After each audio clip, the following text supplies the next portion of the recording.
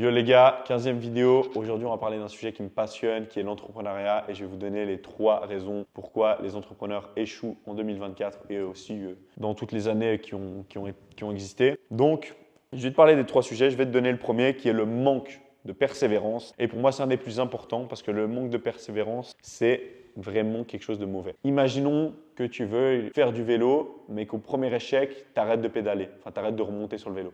Je te garantis, tu ne réussiras jamais à faire du vélo. C'est la même chose avec le business. Si dès ton premier échec, dès tes premiers obstacles, tu abandonnes, comment tu veux réussir en fait? C'est impossible. La seule vraie façon de réussir, c'est ne jamais abandonner, même quand on a des échecs en fait. Prendre les échecs comme des steps, comme un escalier. En fait, pour moi, l'échec, je le vois vraiment comme un escalier vers la réussite. Et les échecs, c'est juste des sources d'apprentissage, des sources pour optimiser sa façon de faire et se connaître mieux. Donc vraiment, redéfinis ta vision de l'échec parce que tu vas échouer de toute façon.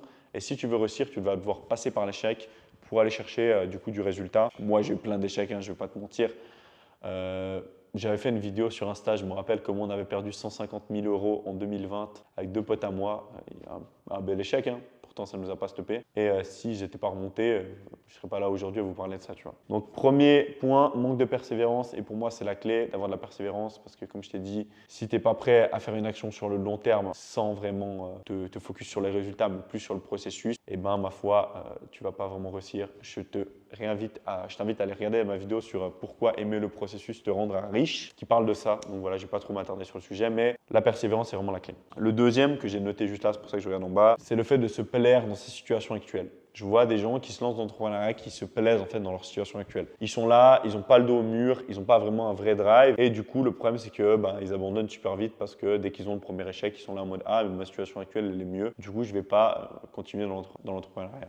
Moi, il faut savoir que j'ai le dos au mur depuis 2022, 2021. Je ne sais plus quand j'ai arrêté l'école, ça devait être entre ces 2 dates. Je ne sais plus si c'était en 2021 ou en 2022. Je crois que c'est en 2022. J'ai arrêté l'école en 2022. Pourquoi? Parce que je ne me sentais pas à ma place. J'étais pas bien dans ma peau là-bas. Et je savais que ça me ralentissait vers mes objectifs. Et en plus, je faisais déjà de l'argent. Je ne faisais pas énormément d'argent quand j'ai arrêté l'école. Je faisais genre 1000, 2000.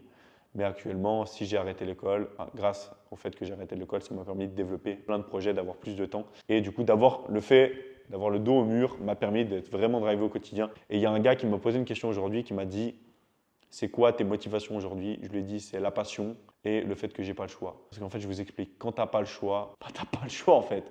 Donc tu es obligé d'avancer mon gars. Parce que si tu n'avances pas, personne ne va payer ta bouffe, tu vois. Et moi, j'ai un appart à payer. Donc si je fais pas de cash, mon gars, je suis mort. Donc voilà.